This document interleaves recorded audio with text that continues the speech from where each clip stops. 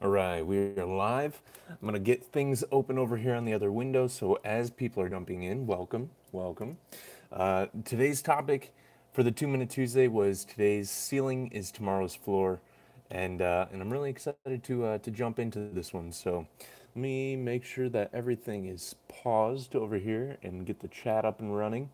As you guys jump in, love for you guys to give out a little bit of a roll call. I'd love to say hey to you and take the next couple of minutes to just welcome some people in. Finzi, how are you? Good seeing you.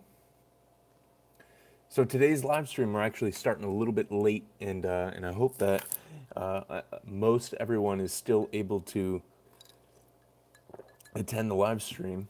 I know that some of our overseas audience or participants and people of the community are probably going to have a little bit more difficulty jumping on today's just because it's a little bit later in the day out there. But it's just one of those things where I kind of had to get some rest in before jumping on this. Otherwise, I would have been kind of a babbling fool. So we have 6 people on so far. John Kelmy, hey, 37 in Germany, woke up to watch. Nice. Well, welcome. It's almost 1 a.m. It's fine. Nice. Are you guys? I'm always curious because I'm definitely a night owl more often than not. Are you guys night owls? Do you guys stay up late and kind of work through things? 38 in Sweden. Yeah. Nice. Thank you guys. I think it's fun that so many of you guys are from overseas that have already jumped onto this. So thank you. I'm sure we'll get more people that jump on over here in the States as people are getting out of work and everything like that. Jake Hall says, breakfast time down under. Nice. Good evening from the UK. Yes, nighttime is the best time. I always find that like I hit like this creative stride at night, and I feel like if I could work the absolute perfect schedule, I would work, until like 4 a.m. and then I would sleep until like noon, and then get up and just plow through the afternoon and into the evening. So that's kind of my ideal work schedule. It doesn't necessarily happen that way because of jobs and responsibilities in life, but we could always hope. Hashtag Owls Gang, nice. Ian, hey buddy, good seeing you on here. Always love it when you're able to make it onto the live streams. Jess, hey, how are you? John, hello. Manuel, hey, at Film Community Chicago. Hey, buddy, good seeing you. I'm excited to meet you in person out in Chicago coming up. So that'll be a lot of fun. I always love getting to meet the community in person. It's a blast. So, if you guys haven't seen, I know that a lot of you guys are from overseas, but if you guys are watching this back, or if you're here in the States and you're anywhere near Midwest area, there's 2 meetups coming up. There's a Chicago meetup on May 28th. That's a Saturday coming up, and then there's a New York meetup, which is, or no, sorry, April 28th, and then the New York meetup is May 12th, which is also a Saturday. So if either of those dates aren't a Saturday, just look at whatever the Saturday is around that date, and that's what it is. But there is 2 sign-up forms over on Facebook under the Nick Exposed Facebook page for the events, and I look forward to meeting any of you guys in person that I'm going to be able to meet over there. So. Let's see here. Michael, good seeing you in here. Nighttime is the best. The rest of the family is sleeping, and you get your own time. Yes, there's like no distractions at night. It's amazing. That's what I do, but less productive. Nice. Good day from Australia. Hello, Brian Corbin. Hey. Nice. What things are going down at these meetups? So essentially, what we do is I kind of structure them to where the first hour to hour and a half is getting together at a coffee shop in the morning Depending on what the light looks like for the day. If it's supposed to be a little overcast in the evening, then we might flip flop that, just so we can kind of take advantage of both lighting conditions. But 9 times out of 10, we meet at a coffee shop in the morning, just hang out, grab some coffee, and get to know everyone.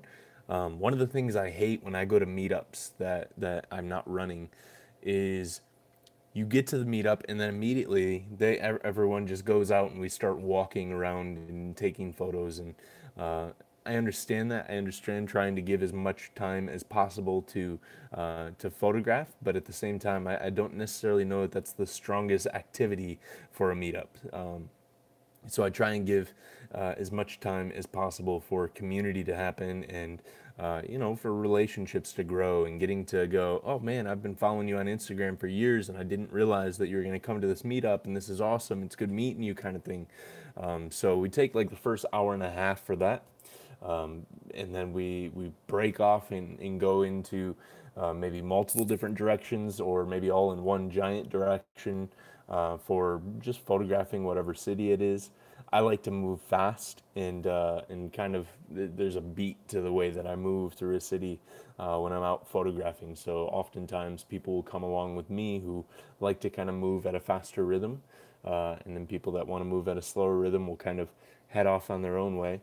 And then we meet back up in the early afternoon, so about 2 o'clock in the afternoon, for lunch. We gather together, eat lunch together, break back out for more photography in the afternoon, and then meet back up at the end of the day and just kind of recap, share some stories of what happened throughout the day, and then we all take off. So it each meetup is kind of individual to its own crowd and participants, and we kind of cater it and see kind of just what the rhythm of the crowd is.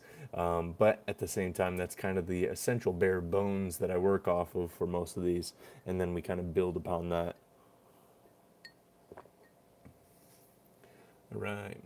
John says, any news about your trip to Paris? Would drive there to meet you. Isn't that far from my place? Nice. That'd be amazing. As of right now, it's just not looking like it's going to be in the financial cards for the year, unless we get something else figured out. So still trying to figure out what a trip would look like for out there, but it's kind of looking like it's not going to be as soon as we may have hoped originally. So at the same time, we're just kind of plugging along and seeing where the money's coming from this year. We made some changes in our finances at the beginning of the year to where we walked away from weddings, and I guess we had kind of thought about traveling and things with the wedding income in mind, and now we don't have that income, so we're just kind of figuring out what it all looks like. I am most of the way through setting up a Patreon page, so I'm hoping to launch that in the next, I don't know, couple weeks, in hopes that would be kind of a, pledges from Patreon individuals would be kind of a way of supplementing some of the trip costs, and being able to do more meetups that are further than just the Midwest area. So we'll see what all that looks like soon. Clay Sturgeon, hello. Mount Gambier, South Australia. Viva la Film, nice. I love it when people in similar regions jump on in the live stream, and you guys find each other and you guys get to meet up and hang out. So that's awesome. Charlie, hey buddy. Fast internet, yes. I'm not able to utilize it just yet. This is my webcam, so I'm still using the phone just because I didn't get a chance to test out the new setup. So instead of trying to have a super glitchy setup, not necessarily because of the internet, but because there's a program that I'm not familiar with yet, I decided we'll stick with the process that we've been using so far, but we'll get there. Yes. Nice. Anyways, so today's 2-Minute Tuesday, I wanted to just kind of bring up the topic again, and kind of dive a little bit further into this whole idea of today's ceiling is tomorrow's floor. And if you watched the video this morning, we were just kind of talking through about how every project, whether we realize it or not, will inform the next project that we work on. And if we allow it to inform, and if we understand that it will inform, we could actually use it as a powerful resource within our creative powers of making projects, of making work, of understanding where the direction of our work should go. If you've been following over on All Format Collective this week, I've been sharing just some behind the scenes stuff over on the Instagram story about a residency that I did back in 2016. It was called the Golden Apple Artist Residency. Emily and I both went out there and we took 2 weeks to just solely just create. Gave the entire 2 weeks towards creating, and that was a first for me. Up until that point, it was always just kind of taking whatever time I could find to get out there and create. I'd never had, a specific designated time to really chalk off for creating. And a couple things happened during that time out there. One is I started to see what it looked like to actually have designated time given towards projects, and just the power that that can have in creating a body of work within a given amount of time. But then two, being able to create that much work. I mean, I don't remember how many rolls I shot out there, but it was probably easily within the 50 to 60 range, which was huge. I'd never shot that much film at all, so let alone in one, sitting and in one instance. But shooting through that much and creating that much work and looking through my work and kind of getting this aerial view of just this giant project that I had gone in not knowing what I was. It wasn't like I went out to Maine with an idea in mind of this is what I'm going to do, these are the things that I'm going to shoot. I'd never been to Maine before. So I went out there and I just responded to the scenes that I had seen to the best of my ability. And in responding to those things, I started to see different tropes and different biases and different, ticks, creative ticks within my work that I hadn't really noticed before. They had been there in the past, but I hadn't seen an entire body of work that was created in a honed in amount of time. And all of a sudden, these things started to inform me. And I had made mention over on the Instagram story over on All Formats account today of, we can either, when we see these things and they start to inform us, we could either, push them away and go, I didn't realize I was falling into those things. I don't want to fall into those things. Or we can embrace them and go, there's probably a reason why I'm falling into these things, why I'm continuously gravitating towards the same subject matter and, the same compositional tools or, the same storytelling lines. And, but either way, whether we embrace it or push it away, we're still allowing that thing to inform the way that we move forward with our creative expression. And I think that's a powerful thing. And I think that's a big part of what we're talking about today, of allowing the works that we're creating today, or allowing the works that we created yesterday or months ago, years ago, whatever it might look like, inform, the next step within our artwork. Or, I think it also gives another side of the coin is I think that this gives a beautiful representation of, last week's conversation of when we fall into the creative rut and when we fall into the creative depression and, we end up being discouraged with our artwork. I think this gives a kind of an understanding to where, if we see the ebbs and flows and if we just watch the natural progression through as creatives, as artists, as people that are constantly challenging ourselves, it gets to the point to where, the work that we're making hits a ceiling. And we get frustrated with it and we get, deterred by it and we start to get a little bit depressed by it. But if we just understand that that's a good thing, this is one of the things that I've been, wrestling through over the last couple of weeks as I'm kind of wrestling through some of the creative depression that I was going through is going, what, part of this is necessary because this is going to be the platform in which we grow. This is going to be the platform in which we launch off into the next area because, we need to look at our work and see what it's informing us. Is it that we need to shift directions and go in a different route? Or is it that we need to embrace something that we've been trying to push away? And in embracing that thing, all of a sudden we'll realize that the creative struggle was actually a creative strength in the first place. So I just think it's a really interesting concept, and I want to hear what you guys think. I think that there's some other parts to this concept as well, that I hope that you guys bring up.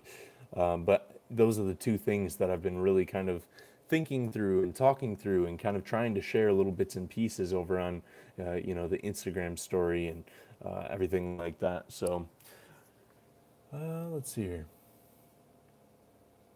Tim said, "Why did you stop doing weddings, Nick?"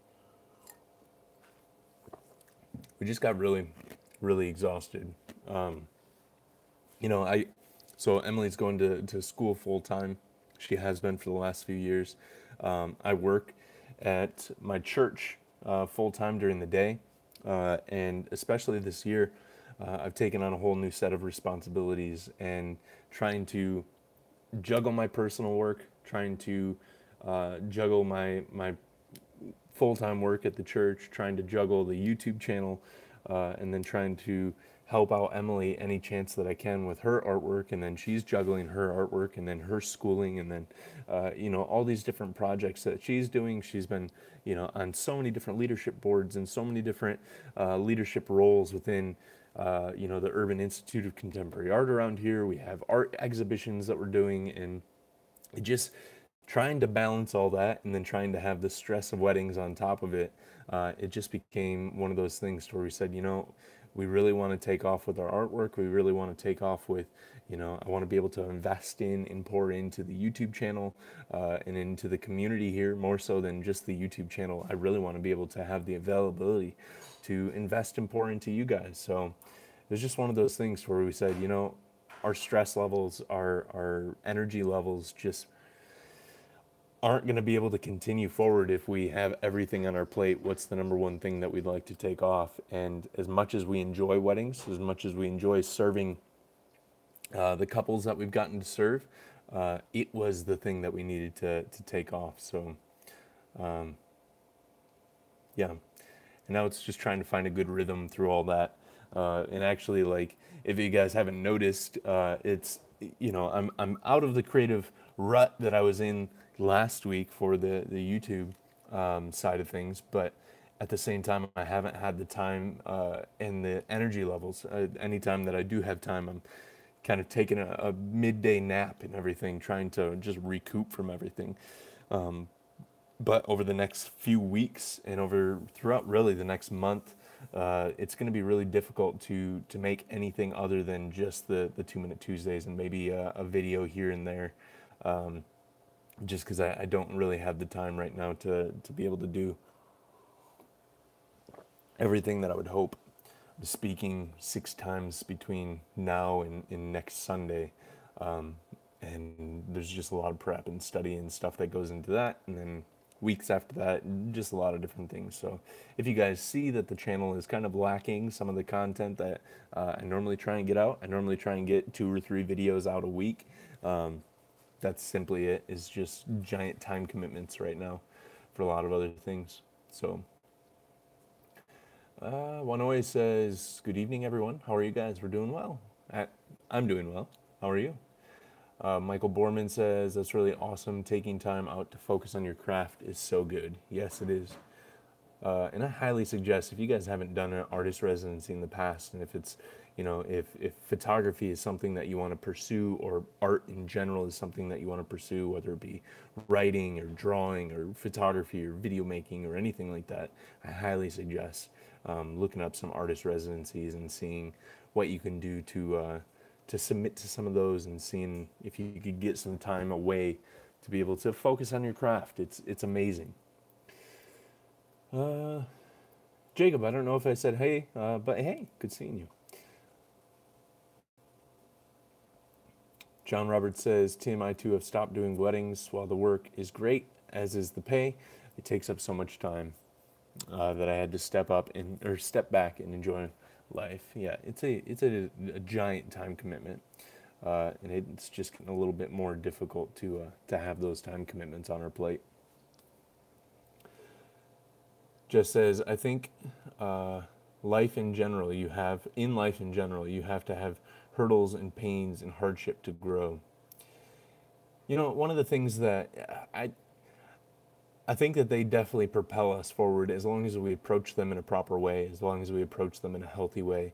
One of the things that the conversation that I had mentioned in this morning's video with Jalen Buer, we were kind of talking about it yesterday and going, you know, I do think that a lot of the creative struggle is an important tool to have. You know, if you think of creativity in general, or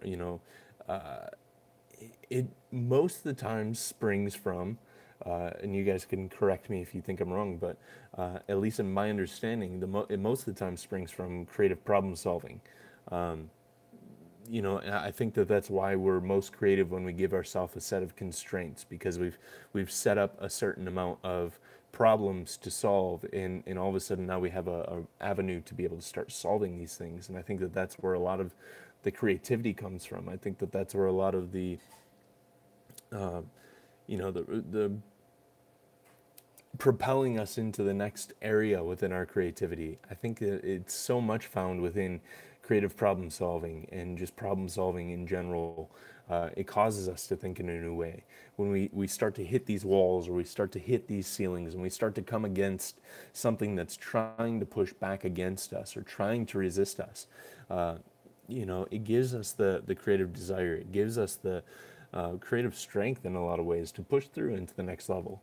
And I think it also keeps it, fresh and new, and it keeps it from going too stagnant and stale, to where we can, enjoy the whole process. That I think there's a large part of me, and I was talking to Jalen about this yesterday. I think there's a large part of me that actually enjoys putting myself in creative turmoil, enjoys putting myself in artistic turmoil, and I kind of wonder if that's why I end up in that area so frequently. Because I know that oftentimes afterwards, some of my best work comes from it.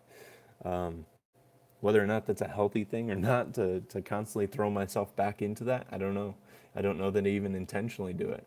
And maybe I don't at all. Maybe it just happens. But I think these are interesting things to just kind of work through.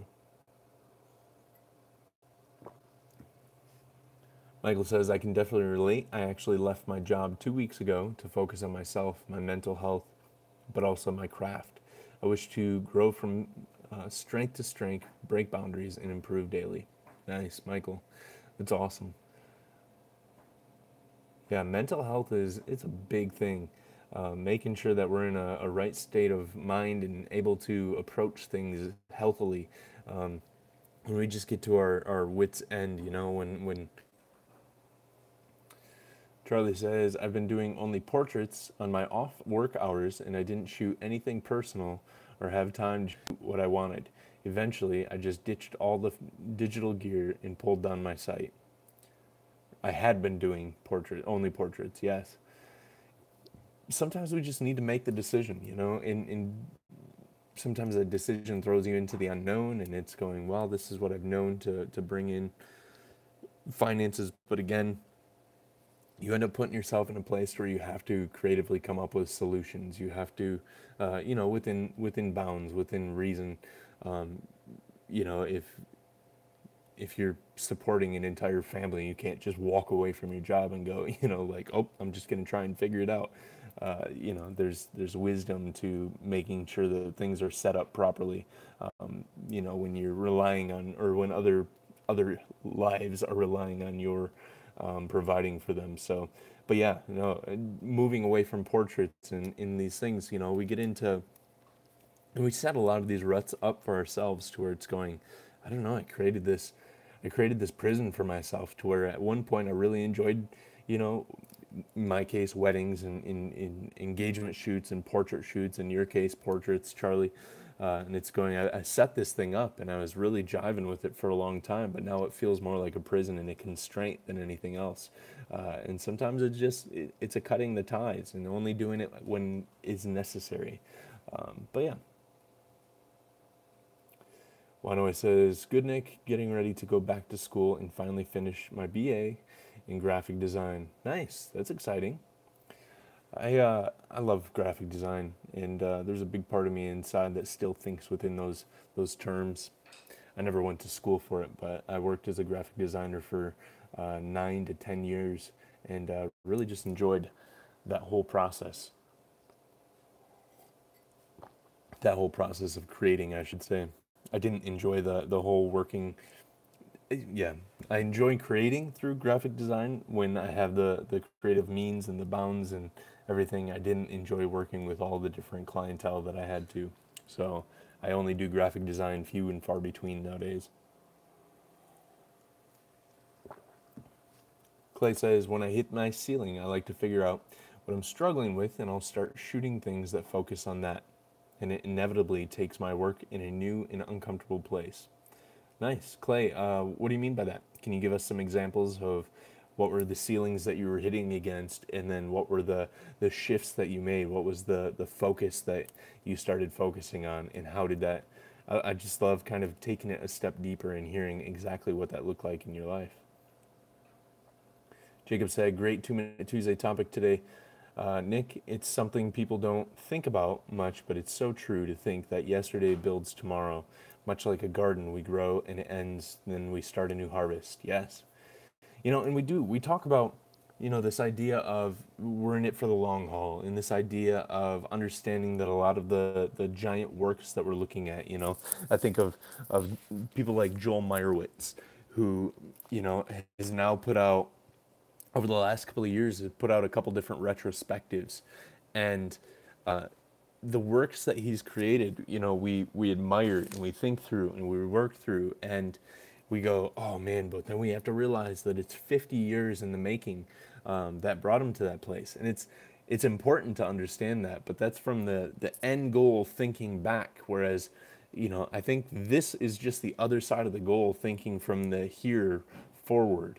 And then the two will meet someday, and someday we'll be 50 years down the line. We'll have, an amazing portfolio that we've been honing. But if all we focus on is going, the 50 years just feels so far away. What am I supposed to do in the meantime? I feel like this idea, at least in my mind, gives some legs to the idea of going, what is it that I'm supposed to do today? Well, I'm supposed to be aware, or at least I can be aware, of what my work's doing so far, and then I could start making approaches and start responding back. And it's this idea of this call and response within ourselves, really, because we're putting out the call. We're initially calling out and responding to a scene or whatever it might be, a project that we're working on. But then there's also a call and response between us and the work that we've already created. There's this call to where we're looking at the work that we've now created and going, okay, what's my response to this? Because if I don't respond to this, then either I'm just going to go forward and not really have any kind of consistency, and I'm just going to kind of blow wherever the wind blows, or I'm just going to continue moving forward and continue creating the same work that I have been creating, and there's just going to be this stagnation over top of my work to where I'm not really challenging myself. I'm not really growing. I'm not really creating anything new. So I do think it's important. I love that idea of the garden. We grow and then it ends and then it starts a new harvest. And, the nutrients of the dying crops is the nutrients of the soil going forward, and it just makes for a stronger crop the next year.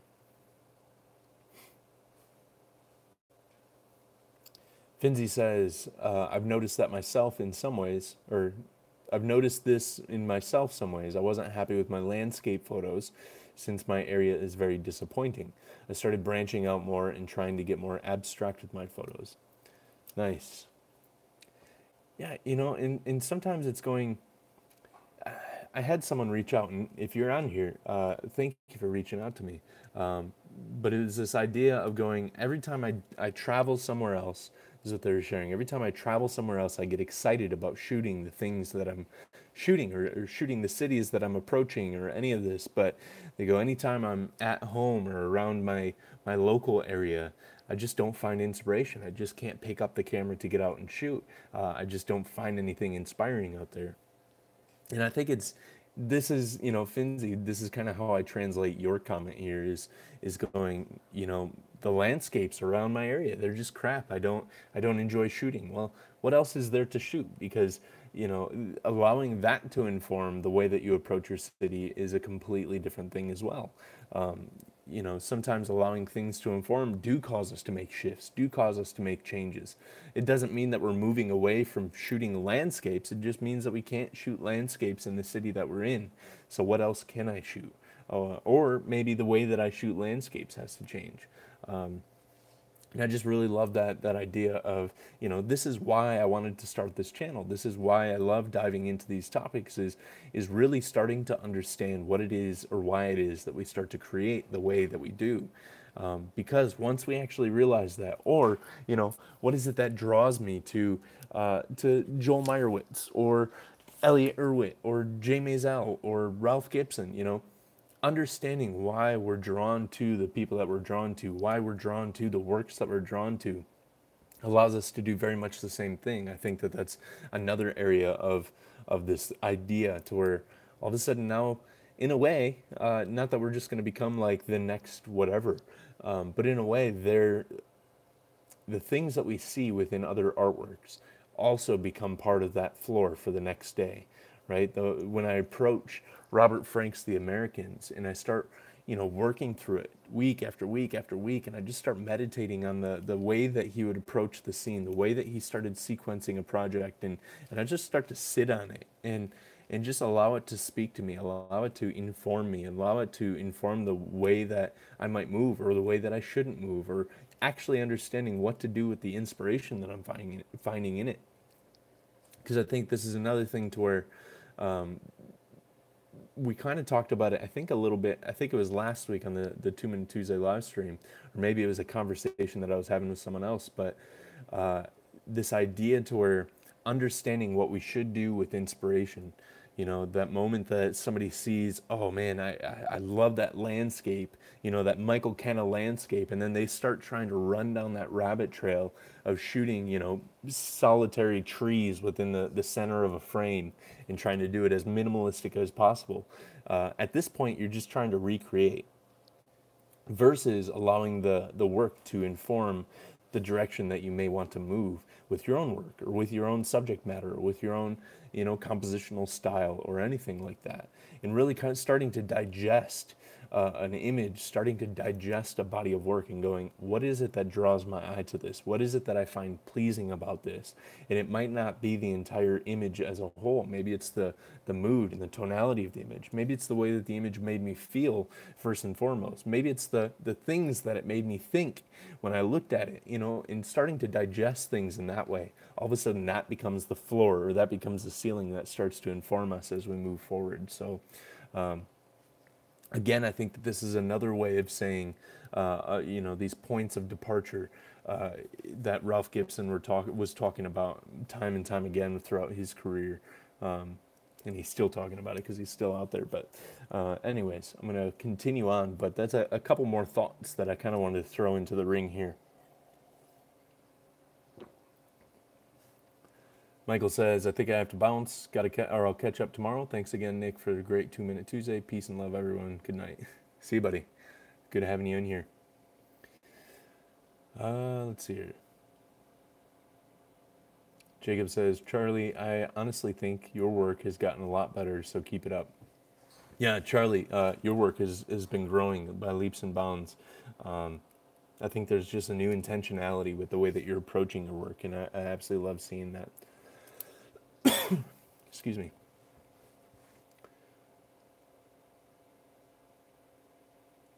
Wanoy says, wow, that's a long time to work with someone.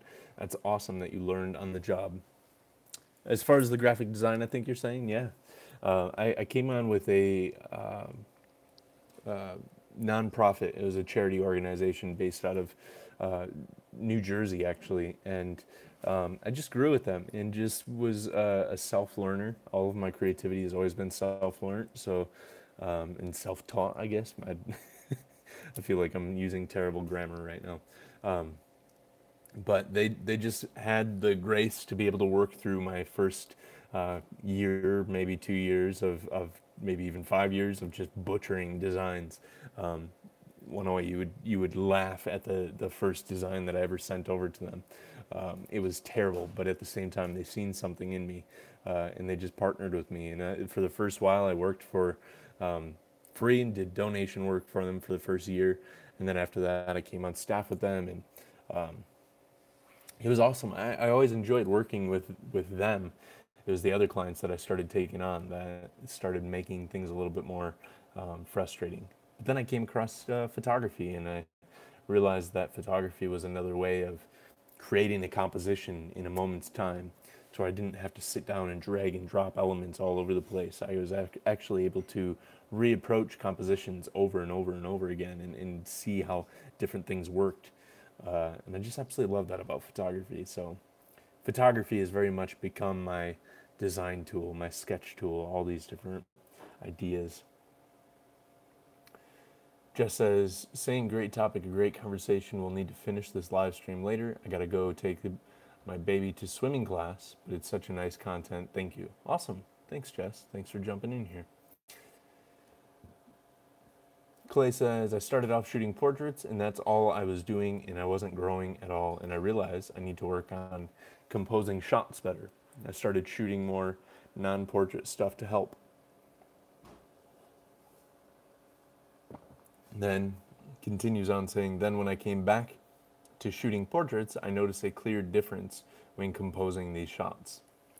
Yeah, I think it's just, again, I've been using the idea of informing work, but really I do believe that this is another part of understanding the conversation that we're having, we've been having for the last year, and going, when we go over and we dive into another conversation, I think about it this way: of how many times do you go from one conversation in the day to another conversation and going, oh, I was just actually talking to so-and-so about this idea earlier today, and one of the things that they were sharing, and then all of a sudden there's these bits and these fragments of the conversations that we just had that start to impact and inform again the conversations that we're having on the other end. So jumping over and going, okay, I'm falling stagnant within my portrait work and going over and shooting landscapes or whatever it might be. Maybe it's just, geometrical stuff like I shoot, and you start to go, okay, compositionally wise, I'm starting to see how different elements can play within a scene. And then you come back to portraiture, and now all of a sudden you're organizing elements in the background, whereas in the first place you never even looked at the background. You just blew it out at f2 or f1.4 or something like that. All of a sudden you're going, wait, what happens if I start to introduce these different elements? What if I start to lead into the subject matter with this thing in the background? Or vice versa. All of a sudden you have only shot these graphical compositions, and all of a sudden you start shooting portraiture, and now you come back to your graphic compositions by adding figures into them and going, oh, I wonder what that composition would look like if somebody was walking through the scene. So I just think it's very interesting. My mother-in-law is texting me, and it's like freezing my phone. Let's see here. Jacob says, yeah, the dying plants of the nutrients is exactly what I'm thinking. That's because we're so much on the same page, bruh. My mother-in-law, she keeps texting me. It keeps freezing my phone. Hopefully that's not messing up the live stream. Let's see here. Charlie says, Clay, it could be a great challenge, or great to challenge yourself and shoot something different to work on composition and help your sight seeing in different ways to shoot your portraits. Yes. Finzi says, that's also a thing. Sometimes we, or at least I, fall into the trap of wanting to take other people's photos. Got to put your own spin on it. Yes. It's going... Oftentimes we see things, and when we make that initial response, we're initially responding off an emotional response that we have with a piece. But if we don't know what to do with our emotions, we can allow them to lead us in very poor ways. That's very, now my boss is texting me. Everyone's texting me right now. That's also great life advice. Allowing emotions to lead us is never a good leading agent. But, we emotionally respond to these things, and then we allow it to immediately change us. And we start going, oh, I responded to that thing it probably means that that's what I need to be shooting. Uh, and you know, off the when we're starting off, I think it is healthy to jump around and try kind of almost recreating different works. You know, if I'm sure that I went out into a field and started trying to recreate some of Michael Kenna's stuff back in the day. You know, and if it wasn't his stuff, it was whoever. You know, Trey Radcliffe back when I was doing HDR stuff. Oh, praise the Lord that I'm not doing HDR stuff anymore. If you do HDR stuff, I'm sorry. Uh, it's 2018 though. Well, I really hope there's no HDRs out there. Luckily, I'm speaking to a film photography centric kind of community. So, I quick aside on HDR. I always wanted to do a T-shirt that had Ansel Adams like standing up next to his 8x10 camera, and that says, "Oh, you HDR? That's cute." Um, but anyways, these are just different asides. I'm more ragging on myself for doing HDR for so long back in the day. But I do think it's interesting when we are in the initial stages. Charlie, go back and look at my early Instagram feed. You'll see all sorts of HDR. Anyways, uh, but I'm going to kind of take a giant step forward in what I was trying to say. I don't want to kind of run down the whole tangent line. Again, it's important for us to learn what it looks like to actually digest and you know, dissect an image and go, or a body of work and go, you know, why is it that Magnum photographers inspire me? Is it just because they create a caliber of work that's inspiring, or is it because they're operating out of a set of influences, or are they operating out of a set of standards, you know, or are they just on assignment to capture, you know, interesting subject matter, and you know, starting to dive a little bit deeper and going, why is it that some Magnum photographers, I'm just speaking for myself because I'm looking over and I have so many different Magnum photographer books over here, going, why is it that some Magnum photographers speak to me more loudly than others? And really, the moment that we start kind of allowing ourselves to not make an initial judgment call and an initial reaction, but kind of sitting with the work a little bit longer and going, maybe I'm not responding to this because I need to shoot this kind of work, but maybe I'm responding to it for a different thing. In journaling about different works, journaling about different, you know, books that we find inspiring. One of the things that I want to do in the next couple of weeks is I've been really wanting to go back to the Grand Rapids Art Museum. I always love walking through there, and I don't know what kind of show they have going through, but they have a permanent collection upstairs. And I want to walk through and look at the different paintings and start to. I've seen a bunch of these different paintings up there, and I know that there's a couple of them that I'm not really familiar with the artists themselves, but the works still speak to me, and I want to sit with them, you know, and spend some time in front of them and just kind of maybe even bring like a sketchbook and kind of sketch down the elements of the scene and see how my eye draws through the scene and how it's influencing the way that I approach the work, and see if there's anything in that, or you know, just starting to understand why it is. I've been looking into a lot of painting and in music theory as of late, and really kind of diving into you know, piano music. You know, I'd love to play piano. I don't have the time right now to dive into learning how to play piano, but at the same time, I love hearing guys break down how they play piano. Hearing guys break down classics like Chopin and you know, Beethoven's different works, and just seeing what it is that's informing the works, what it is that, you know, these guys that break it down and go, they're trying to direct you in this way. You know, they broke it down into 3 different parts, and they're trying to have a beginning, a middle, and an end. And this is why it goes up here. This is why it comes down here.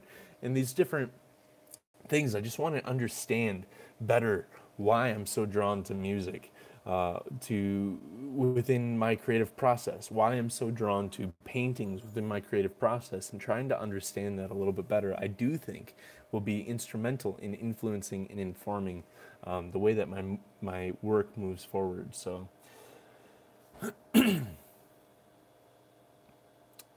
Jacob says, anyways, I got dinner with my in-laws, so I'll chat later. See you, buddy.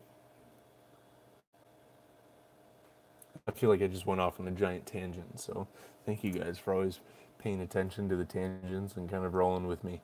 Um, the tangents are kind of where I live most of the time in my mind. Um, One always says, I once felt so burnt out with graphic design, but I really enjoy the process. I also feel the same way with photography. Building up my work is hard work and fun work for me. Nice.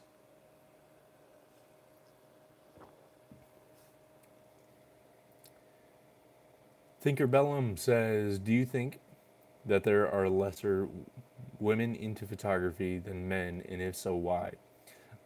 There are no women in this chat, or am I missing someone? No, there's a few women in the chat. Um, I do know that. So Viva La Film that's Jess. She's from Australia. Um, I'm trying to see. It looks like that was the only one that jumped in today, but um, I don't know.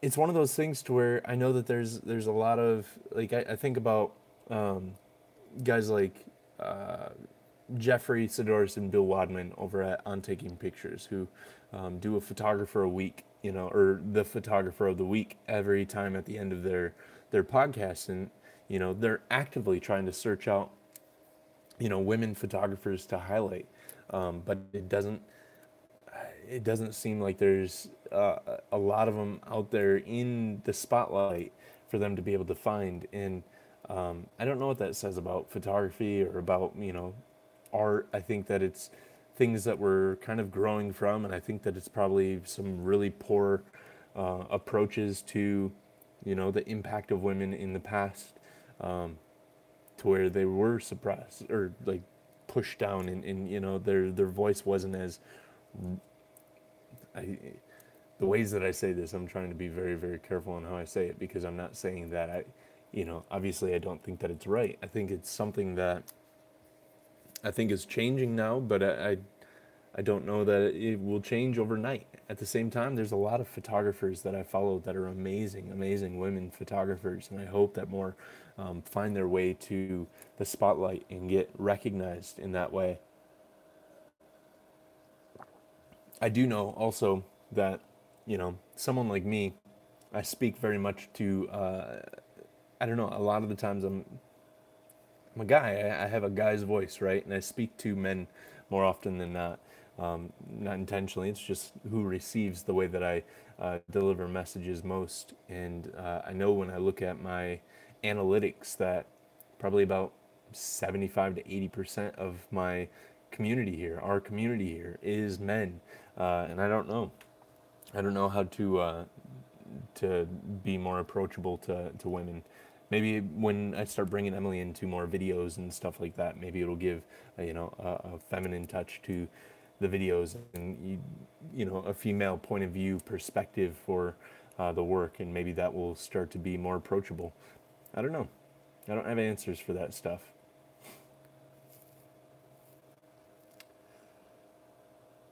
One always says, "Do it, man. I'll get that shirt, bro." What did I? You'll get that shirt. What did I say? I might miss something. If I said something and you're responding back to it, remind me what I said. Finzi said, I shoot slide with brackets and combine them. I want you to at least do one and see what it looks like.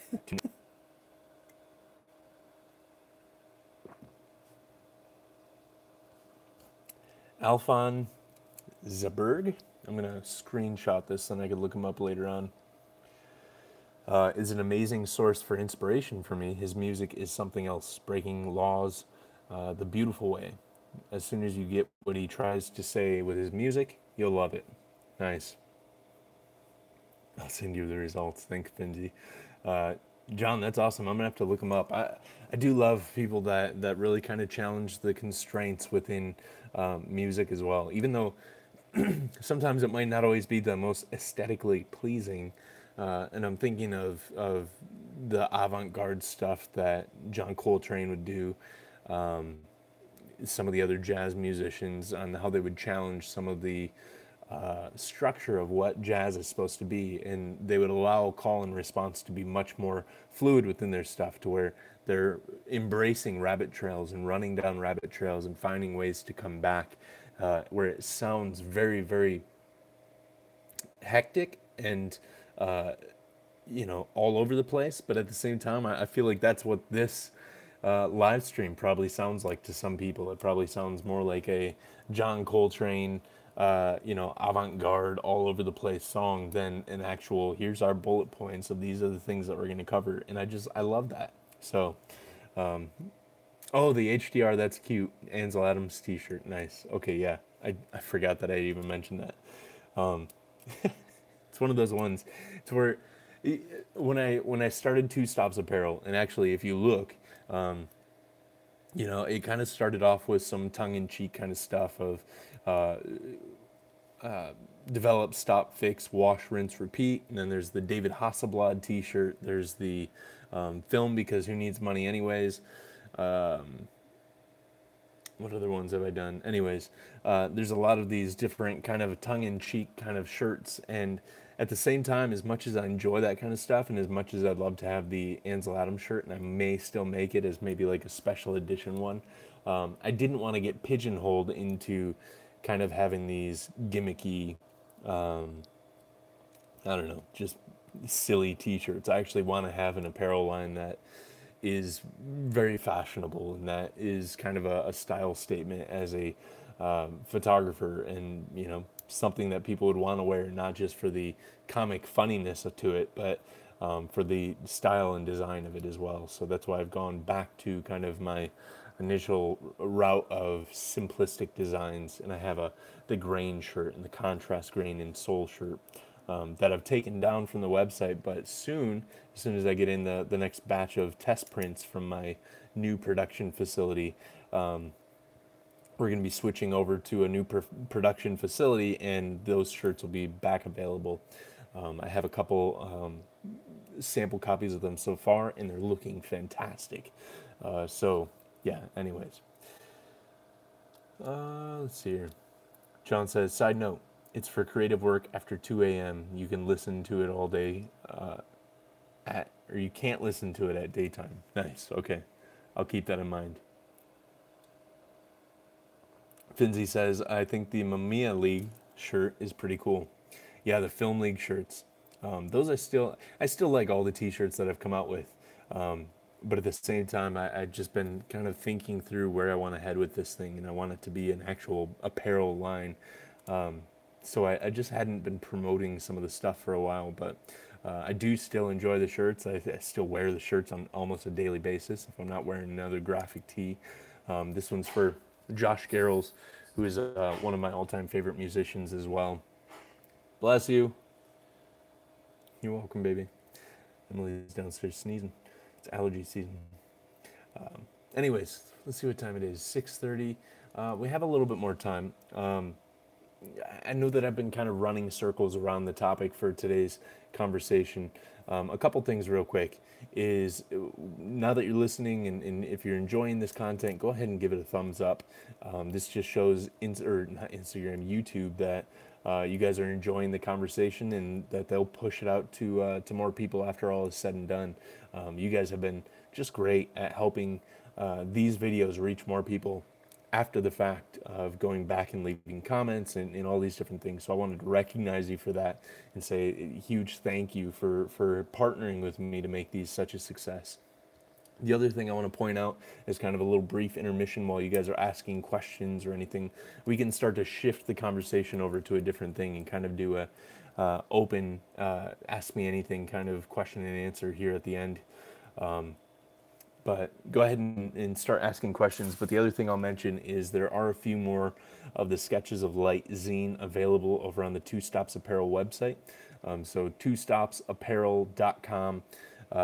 And the zines are selling really well. I have about 5 more that I got to send out. I'm hoping to send them out tomorrow. So if you get your order in tonight, hopefully I'll be able to add it into tomorrow's shipment as well. But go over and if you haven't seen this, I'd love for you to go check it out and just enjoy the project that I've poured so much into. Let's see here. Kenneth says, discovered your channel recently. Just want to say great work and keep on going. Love your genuine personality. Thank you so much. I appreciate that. I really do. I always love, like, you know, and Kenneth, I'm curious to hear how you found out about the channel. See you, Illinois. Have a good night. I always love hearing how people found the channel, but it is encouraging. Like, I'm not gonna lie, I do really, find inspiration and encouragement off of these types of comments, to where you guys say that you're enjoying the content.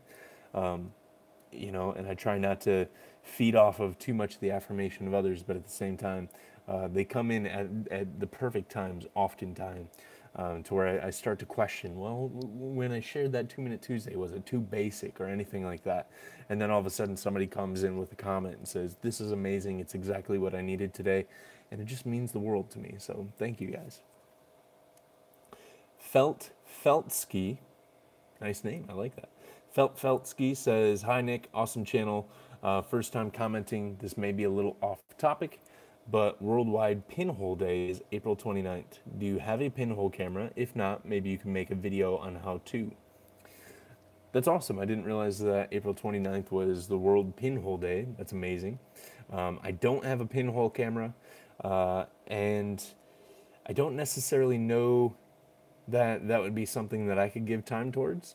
But I do know that there's a few great videos out there on how to make pinhole cameras. I think Ted Forbes actually has one over on Art of Photography, but that's really cool. In the future, maybe. This month, I know that it's just not in the cards. I won't be able to make, a large number of videos that I really want to make, but we'll probably have to hold off until next month. So let's see here. Finzi says, how do you scenes? How do you do scenes where the Sunny 16 rule becomes useless? I have a meter in my camera, but I would like to become less dependent on that. Okay, how do you meter scenes? That was the word that I was trying to figure out. There's supposed to be a word over here. So how do you meter scenes where Sunny 16 rule becomes useless? Well, one of the big things, this is a video that I really do want to make coming up soon. But again, it will probably be pushed back until next month or beyond. Luckily, at that point, I'll be able to take it outdoors and do a video of, actual Sunny 16. But the big thing is, one of the reasons why I shoot at 1600, so I'm shooting Tri-X at 1600, HP5 is what I'm mostly shooting at any time. But any of the film stocks that I'm shooting at 1600, whether it be Kent Mirror or T-Max 400 or anything like that, I shoot consistently at 1600 because it does two things. One, it gives me the flexibility of being able to meter outside, Sunny 16, so I'd be at 1/1000th of a second f16 on a bright sunny day, and then indoors I can open up to 1/30th if I have the 35 millimeter on, 1/50th if I have the 50 millimeter on, 1/125th if I have the 90 millimeter on, and then I could just open the lens up, and you start to learn what different lighting scenarios would be. So I have a light down here beneath me that's lighting up the back, but as I look at the back, I know that I would be at right here. I'd probably be at 1/60th at, well, probably 1/125th at f2 if I was shooting with like the Summicron or anything like that. I'd be shooting that, and you just start to learn lighting scenarios when you're not jumping around from all sorts of different film stocks and speeds. That's why I don't try and shoot lower speed films. If anything, I'm upping the ISO and shooting at 3200 or 6400 when the scene calls for it. But shooting at 1600, you just start to learn different scenarios, and you start to be able to walk into a scene to where now I've been shooting. I started at the beginning of 2017 working with the Sunny 16 roll, and I've botched a lot of exposures, but the more that I go, now I'm a year and a half into shooting with Sunny 16, now I have much more confidence walking into a scene. There's still times where I mess it up, And in fact, a lot of the New York work from the first trip, at least, I haven't seen the work from the second trip yet, was slightly underexposed. I didn't realize that with the buildings being so tall, they actually cut down a stop of light. And I didn't compensate for that. And I didn't realize that I needed to compensate for that. But you learn these things. And again, it informs you the next time you go around, and the mistakes that you make trying to use Sunny 16, or, you know, uh, I would suggest not shooting super important stuff indoors and trying to just, ballpark the exposure. But and then also the other thing I would say is, when in doubt, overexpose. Especially film stocks like HP5 or Kentwood or Tri-X, they have a lot of latitude in the overexposure side. So you can actually print or scan an overexposed negative much better than you can an underexposed negative. So I did that for a while, to where, I would kind of guess in this situation, and I go, you know what? I feel like I'm off a little bit, so I'm just going to go a stop over what I'm guessing in this situation, and just give it a stop of buffer in there. So anyways, that's kind of my, in a nutshell. Let's see here. So it's just practice and experience. Makes a lot of sense. Thanks. Yeah, you bet. And you can practice without the camera. You could start walking around with your meter in your camera, or if you have a handheld meter, if you have a meter on a phone. I do find that the light meter app on the phone, like when in doubt, and if I'm going, okay, there's a lot of things throwing my eyes off in this situation, I will pull out my phone meter, and I will meter the scene that way. I do find that my phone meter kind of underexposes by about 2 to 3/4 of a stop, if not a whole stop. So oftentimes when I meter with the phone, I again add a stop of exposure on top of it. But you could walk around with a meter, just get a handheld meter or something, and go, I think in this situation, shooting for the shadows is going to be 1/30th. F2, meter, see where you're at, and go, oh, okay, I was close, or not. Same thing with zone focusing. One of the best ways of practicing zone focusing is walking towards a tree and going, if I'm this far away from the tree, how far do I actually think that is on the lens? Where do I think I'm actually falling within my zone? When you zone focus, you pull up and go, I was off by a little bit. So anyways, Cody says, found this channel on Reddit a few months ago. You're quite popular among the analog photographers.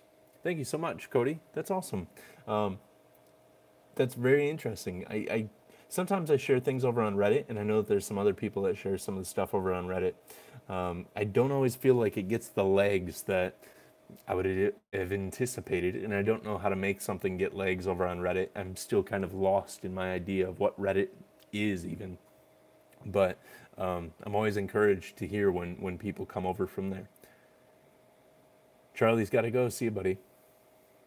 Kenneth said, just got into film and stumbled on your point of view Leica M2 shots. Been watching ever since. Nice.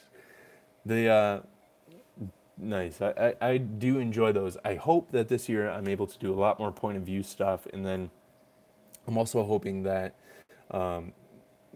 we could also do some different type of, maybe not point of view, but actually going out and having Emily or somebody else follow me with a camera. And be able to actually talk through some of the things I'm shooting instead of just putting the camera on top of the camera. So point of view is nice. Luke, I agree, man. They're a lot of fun. And they always challenge me. It's one of those things to where point of view videos, here's something to keep in mind. And I like watching other people's point of view videos, and I catch myself falling into this thought process, I'm not going to lie, to where I watch them and I'm like, these aren't really that great, or anything. And then I start to think about it, my photos and my point of views aren't really that great. And it's not really, the idea of a point of view video isn't to go out and make the absolute best work. It's to go out and give yourself the constraint of, I only have the amount of time that I have, or I only have the amount of time before my battery dies on my camera, my video camera. I need to create something to be able to produce a video, to be able to offer to people. So have grace on people when you're watching their POVs. Some of the other, our channel here, You guys are so encouraging, and I always feel uplifted when I post up a point of view video. When I go to somebody else's point of view video, a couple other guys that post them up, people are just brutal in the comments, and it's going, what do you expect? They just went out for an afternoon, and they were trying to create something, and they were vulnerable and sharing the entire role with you. Like, give them a break. People just get so, uh, it's hurt people wanting to feel like they're the stuff, and they're trying to be this expert within everything. Anyways, let's see here. John says, I'm so glad that I started shooting film with no meter, so I learned Sunny 16 as being part of the whole process. Nice. It's such a powerful tool. It's literally one of the greatest tools that you can give yourself as a photographer. I haven't looked much into zone focusing, but won't you be able to see when the rangefinder patch lines up? Just walk closer until it does. Yeah, so the whole idea of zone focusing is, let's say I'm walking up on someone, street scene, right? Shoot some street photography, and actually, well, I don't want to. I was gonna pull up a photo and kind of show you guys over on the screen, but I can't do that yet. Hopefully, I'll be able to actually share stuff when we go over to the actual program that I have on the computer right now. I'm just recording or live streaming on the phone, but you know, when you're walking up on someone and you don't want to disturb what it is that they're actually doing. Street photography specifically is where zone focusing really comes into play. And so you have this group of people or this individual that's doing something in front of you, and you're going, I don't want to disturb the act by walking up with the camera up to my eye, to where, you know, all of a sudden they stop and they're focused on you versus focusing on what you found to be interesting in the first place. So it's going, having the understanding and the awareness of being able to put your lens where it needs to be when you pull up to take the photo, to where you can go, okay, once I hit that crack on the sidewalk and then they're there, I know that it's going to be here, and I could pull it up and get the shot in the moment. And it's another thing to where zone focusing and Sunny 16 rule play so well hand in hand within street photography, because now you're going, I know what my exposure is going to be. I know where my zone is going to be. Now I can get that photo in a moment's notice, and you can just work off of that. So that's kind of where the two really intersect. So yeah, you can see when the zone focus comes into play within a rangefinder, but it's also more of being able to focus while it's down at your side, and then pulling up and shooting in that way. So.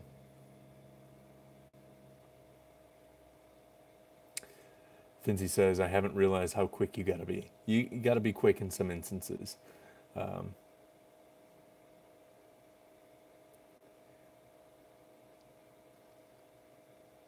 Luke says, it is to show the people how you see the world, and I love it.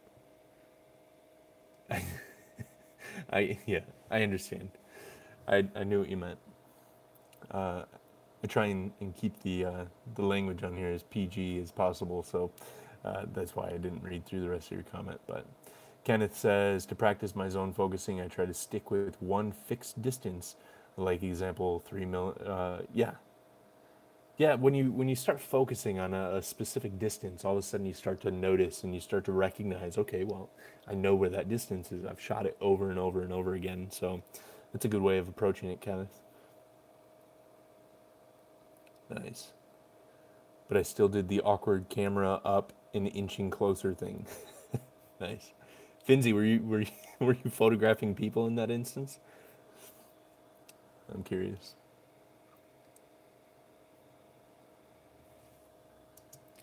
Trying to. And then to add to that, there is times to where I do enjoy, especially in Chicago for whatever reason. Sometimes, yeah, that's funny. You're just holding it, just getting closer and closer. That's awesome. I can picture that.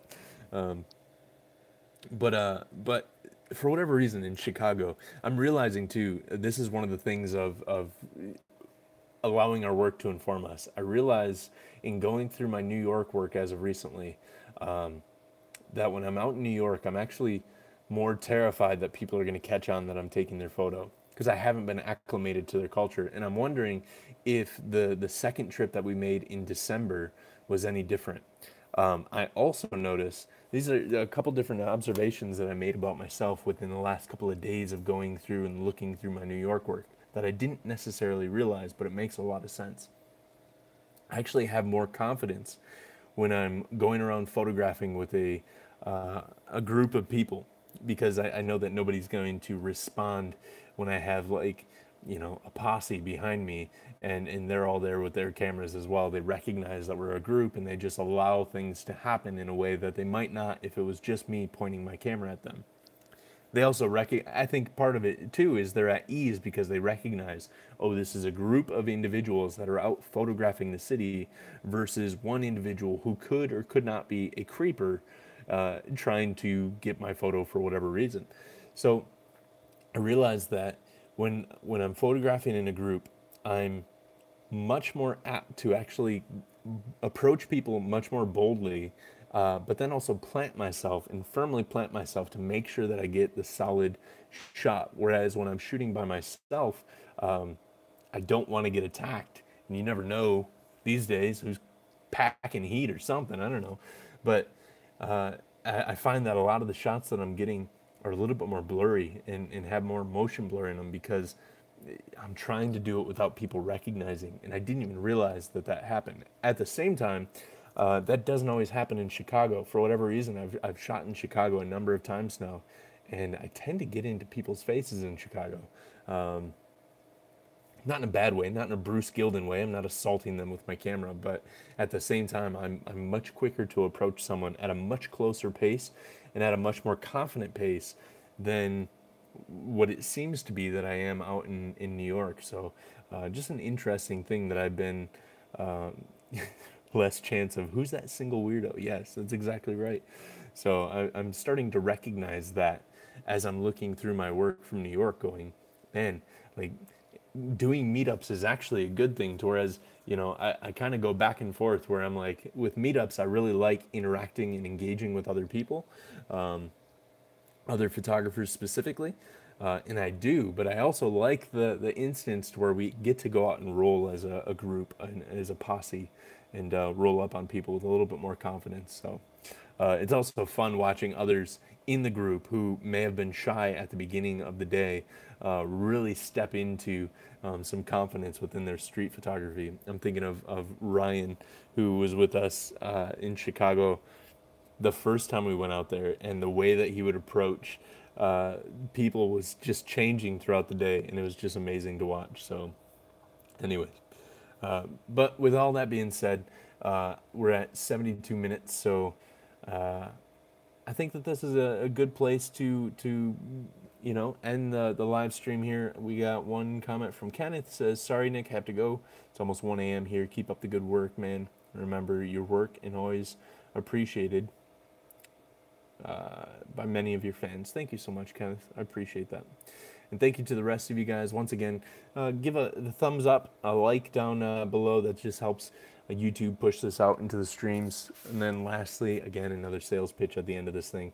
Hopefully this doesn't get too salesy for you guys, but I am sitting on these and I do need to sell these because I need to pay for some other things. So if you haven't gotten one of the Sketches of Light zines, go ahead and check them out over at twostopsapparel.com. They're under the zine section. So, and then if you do have one, let me know your thoughts on it. If you haven't sent your thoughts over already, I'd love to hear how you like the project and how it translated for you. From hearing kind of my intention on things with it, of how that actually played out for you. So, all right, John and John saying goodbye. Cody, see ya. Thank you guys. Have a good night. I love you guys. I appreciate you guys bearing with me as we started a little bit late today, but it turned out to be another fantastic conversation, and it wouldn't be possible if it wasn't for you guys adding your voice and your side of the conversation as well. So I will see you guys on the next episode, and over on Instagram, be sure to be following All Format Collective. I've posted up some color work over there. I have one more color image, and then I'm actually going to be sharing some of the New York work that I haven't shared with anybody yet, apart from Jacob Murphy. I was sharing some of the stuff with him this morning. But I'm going to be posting that stuff up over at All Format Collective over on Instagram, so be paying attention to that as well. But until next time, fine, I'll buy a zine. Thanks, buddy. Appreciate it. And I'll see you guys soon. Peace.